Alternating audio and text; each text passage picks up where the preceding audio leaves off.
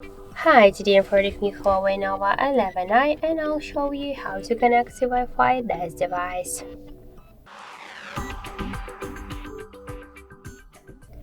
So first we should open the settings application and then tap the Wi-Fi section. Here you'll see Wi-Fi switcher, just tap on it to activate the Wi-Fi option, and after that you'll see here all of the available networks.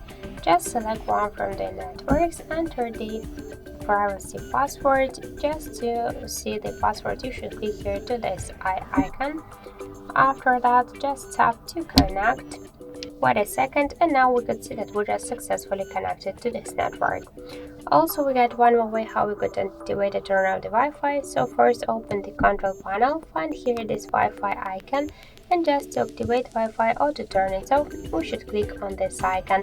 And to launch full Wi-Fi settings, hold it for a while, and that's it.